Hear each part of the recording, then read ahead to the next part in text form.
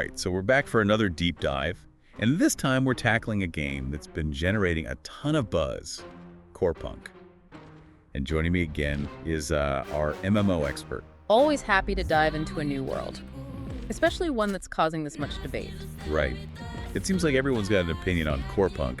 Some are calling it a revolutionary throwback.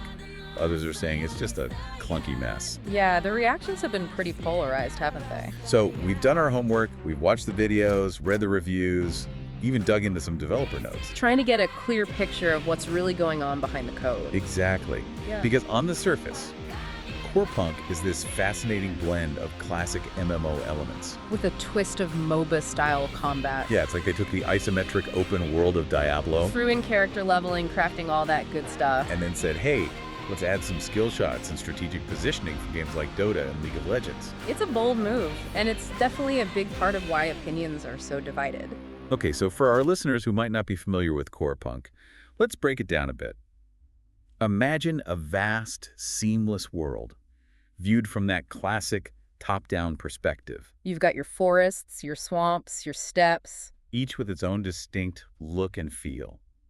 You create a character, choose a class, and then you're kind of thrown into the world to figure things out. Which is where that old school philosophy really kicks in. Oh yeah. There's not a lot of hand-holding in this game. Minimal quest markers. Limited fast travel. It's like they're saying, hey, we trust you to explore, to discover, to get lost a little bit. And that's either going to be incredibly refreshing or incredibly frustrating depending on your playstyle. Exactly. Some reviewers are praising this approach. Yeah. They're saying it brings back that sense of wonder and accomplishment that's been missing from so many modern MMOs. But others are finding it tedious and confusing. They're used to having their hand held every step of the way. It's definitely a design choice that's going to appeal to a specific type of player. Now, let's talk visuals. Because from the videos I've seen, this game is absolutely gorgeous. It's stunning, a really unique blend of steampunk, dieselpunk, cyberpunk, and fantasy. It's like they threw everything into a blender and somehow it came out looking amazing. And the level of detail is incredible. You can tell they put a lot of care into crafting this world. And then there's this fog of war mechanic. Yeah, that adds a whole other layer to the exploration. You're constantly uncovering new areas. Never quite knowing what lies just beyond your field of vision. It creates a real sense of mystery and tension. It's like you're truly venturing into the unknown. Okay, let's talk combat, because this is where things get really interesting. Right, the MOBA-inspired combat system. It's a huge departure from the typical tab targeting you find in most MMOs. Instead of just spamming abilities, you Yeah. have to think about positioning, timing, skill shots. You got to predict your opponent's moves, outmaneuver them, It's a much more strategic and skill-based approach to combat. and it's definitely going to take some getting used to for players who are coming from more traditional MMOs. There's a learning curve, Oh yeah, steep one. but once you master it, it can be incredibly rewarding. Some of the reviews we've seen have described the combat as intense and adrenaline pumping. Others have said it's overwhelming and unforgiving. So again, it's going to depend on your playstyle and your tolerance for challenge. Corepunk doesn't pull any punches. Now let's talk about something that's sure to be a hot topic. It's grind. Corepunk is unapologetically old school in this regard. Progression takes time, effort, patience. We're talking hours spent gathering resources, crafting gear, battling your way through challenging encounters. And some players are going to love that. They're going to relish the feeling of earning every step of the way. But others are going to find it tedious and frustrating. It's a delicate balance, and it's one of the biggest questions surrounding Corepunk.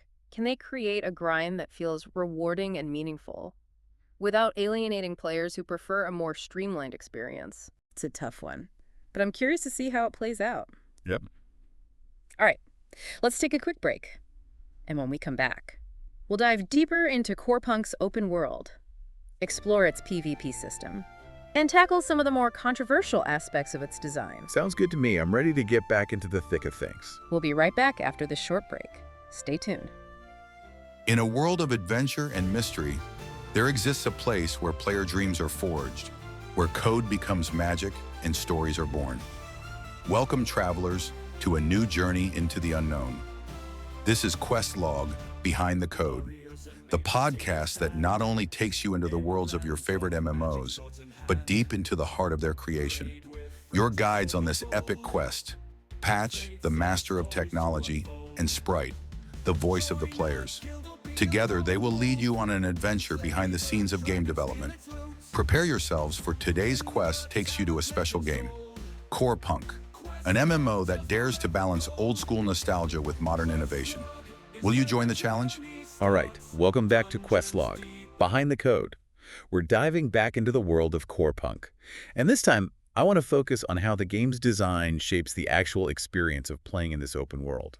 Yeah, we talked a bit about the limited fast travel in the last part, Yeah. and how it kind of forces you to slow down and really explore the world. Exactly. It's a big contrast to most modern MMOs where you can just teleport everywhere. Right, you just zip from quest hub to quest hub, and it makes the world feel so much smaller. Like you're not really inhabiting it, you're just checking boxes. Exactly. But in Corepunk, you Yeah. have to actually travel. Walk, ride, sail. Yeah, and it makes the world feel so much more real, more immersive. And it also has a big impact on how you interact with other players. Yeah. Oh yeah, definitely. Because when you do encounter someone out in the world, it feels like a genuine encounter, not just a random blip on your minimap. Right.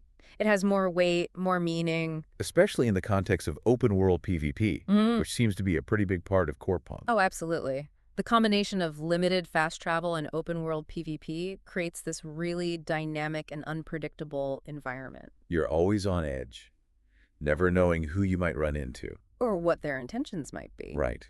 Are they friendly? Are they looking for trouble? It adds a whole new layer of risk and reward to exploration, It's so different from the structured PvP zones you find in other MMOs. where everything is so controlled. Yeah, you know exactly what to expect. But in Corepunk, PvP can happen anywhere, at any time. It keeps you on your toes. Imagine you're trekking through a dense forest, looking for rare crafting materials, and suddenly you come face to face with another player. What do you do? Do you run? Do you fight? Do you try to negotiate? It's a tense moment. And it's those moments that really make Corepunk's open world come alive. It's like they took the emergent gameplay of survival games like DayZ or Rust and brought it into a fantasy MMO setting. And it works surprisingly well. Now, speaking of interacting with other players, let's talk about how Corepunk's design encourages cooperation. Right, because it's not all about PvP. Definitely not. One of the things I find really interesting is how the game incentivizes players to specialize in different roles. Absolutely. It goes back to what we were talking about earlier with the class system and talent trees. Right, there's so much variety there. You can really tailor your character to a specific playstyle. Whether you want to be a tank, a healer, a damage dealer, a support class. And the game really encourages you to find a role that suits you, and then team up with other players who complement your strengths and weaknesses. Right, you need to work together to succeed. Especially in the more challenging content, like dungeons and raids. It's like those classic MMOs where you had to form a well-balanced party to take on the toughest challenges. Exactly. And because the world is so vast and travel is relatively slow, you're more likely to encounter the same players repeatedly. Which creates opportunities for lasting relationships and a strong sense of community. It's not just about fleeting encounters, it's about building bonds, forging alliances. It's about finding your people in this vast and sometimes unforgiving world. And that's something that's really special. Okay, now I know we've talked a lot about the grind already, but I think it's worth revisiting in the context of Corepunk's open world design. Oh yeah, the grind is a huge part of the experience. It's unavoidable. Whether you're gathering resources, crafting gear, or leveling your character. And it's definitely going to be a point of contention for some players. Some people love the grind. They find it satisfying, rewarding. They enjoy this sense of accomplishment that comes from putting in the hours. But others find it tedious and frustrating. They'd rather just get to the good stuff. And I think Corepunk is trying to strike a balance. They want to create a grind that feels meaningful. Without alienating players who prefer a more streamlined experience. It's a tough needle to thread. But I think they're doing a decent job so far. The crafting system, for example, is incredibly deep and rewarding. It's not just about clicking a button and getting an item. You have to gather specific materials, learn different recipes, experiment with different techniques. It feels like a genuine profession. And it ties in nicely with the exploration aspect of the game, You're constantly on the lookout for rare resources and materials. which encourages you to venture out into the world, to discover new areas, to take on new challenges. So the grind is definitely there, but it's integrated into the gameplay in a way that feels natural and engaging. It's not just an arbitrary time sink. Right. It serves a purpose. It helps to create a sense of progression, of accomplishment. And it encourages you to interact with the world and other players in meaningful ways. It's all interconnected. Okay, let's shift gears a bit and talk about monetization, because that's always a big concern with MMOs. Especially these days. There are so many free-to-play games out there with aggressive microtransactions. It can be hard to know what to expect. So what's the deal with Corepunk? Well, the good news is that Corepunk is a buy-to-play game. Meaning you pay once up front and you get access to all the core content. No subscription fees, no pay-to-win mechanics. That's refreshing to hear. The developers have been very clear about their stance on microtransactions. They're cosmetic only. So you can buy things like skins and outfits, but you can't buy power. It's all about skill and dedication. Which I think is a great approach. It creates a more level playing field for everyone. And it shows that the developers are committed to creating a fair and balanced gameplay experience. It's a good sign. All right, so we've covered a lot of ground on this part. We've talked about open world exploration, PvP, cooperation, the grind, monetization. It's a lot to digest. But I think it gives us a good sense of what Corepunk is all about. It's a game that's trying to do a lot of things differently. It's ambitious, it's challenging, it's a little bit rough around the edges. But it's also incredibly promising. And I'm really excited to see how it evolves in the coming months and years. Me too. It's definitely a game that's worth keeping an eye on. We've covered a lot of ground, from exploration and combat to crafting and monetization. But there's one big question that's still lingering. Is Corepunk's hardcore approach its greatest strength or its fatal flaw? It's a question that's been debated by players and critics alike. And it's one that we've been grappling with throughout this entire deep dive. I think it's important to remember that there's no easy answer. It really depends on what you're looking for in an MMO experience. If you're the type of player who craves a challenge, who enjoys the feeling of earning every bit of progress, then Corepunk might just be the perfect game for you. But if you prefer a more casual and streamlined experience, with clear quest markers, convenient fast travel, and a more forgiving learning curve, then you might find Corepunk to be a bit too much. it's definitely not a game for everyone.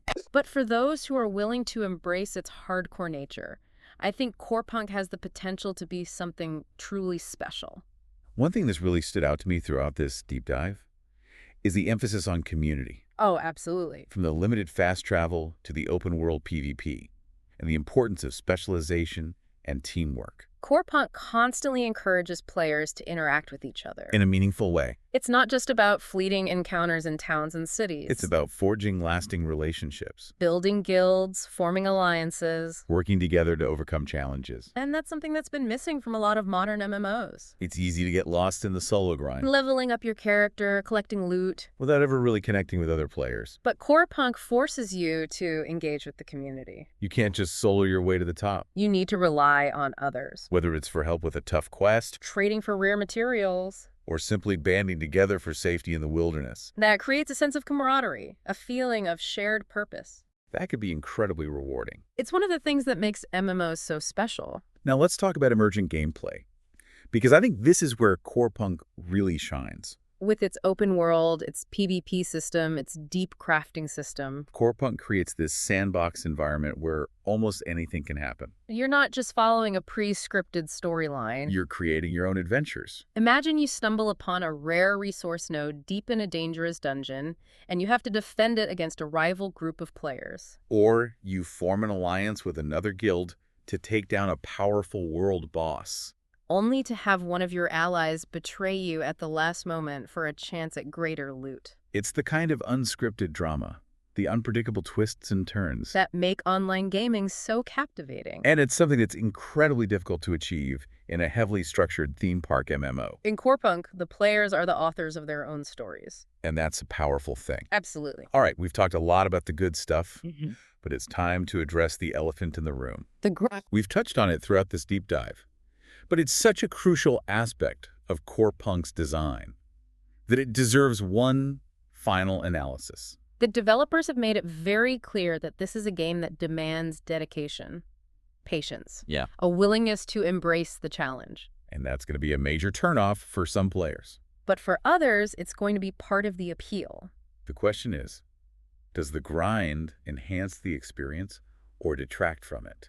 I think the answer, as with most things in life, is It depends. depends on your perspective, On your play style. on what you're looking for in a game. If the grind is meaningful, if it feels like you're constantly working towards something worthwhile, Then it can be a source of motivation and satisfaction. but if it feels like busy work, Like you're just going through the motions without any real sense of purpose? then it can quickly become tedious and frustrating. And I think Corepunk is walking a fine line here. They're trying to create a grind that feels rewarding. Without alienating players who prefer a more streamlined experience. So it's going to be interesting to see how it all plays out in the long run.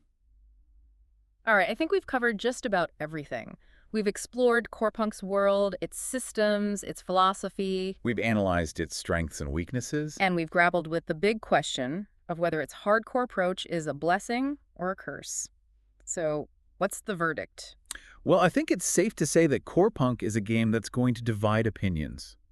Some players are going to absolutely love it. They're going to revel in its challenge, its depth, its complexity. They're going to find the grind to be rewarding. And they're going to forge lasting bonds with the community. But other players are going to bounce off it hard. They're going to find it too difficult, too time-consuming, too frustrating. And they're going to move on to something else. Ultimately, whether Corepunk succeeds or fails will depend on whether it can find a dedicated audience. An audience that's willing to embrace its unique vision. Its hardcore philosophy. And its commitment to creating a truly immersive and challenging MMO experience. Only time will tell. But one thing's for sure, Corepunk is a game that's worth paying attention to. It's a game that's pushing the boundaries of what an MMO can be. And it's a game that has the potential to shake up the genre in a big way. So what do you think? Are you excited about Corepunk? Are you intrigued by its hardcore approach? Or are you skeptical of its chances for success? Let us know in the comments below. We would love to hear your thoughts. And if you're as passionate about MMOs as we are, Be sure to subscribe to our channel for more deep dives, analysis, and discussions about the games that are shaping the future of online gaming. thanks for joining us on this journey. Until next time, happy gaming.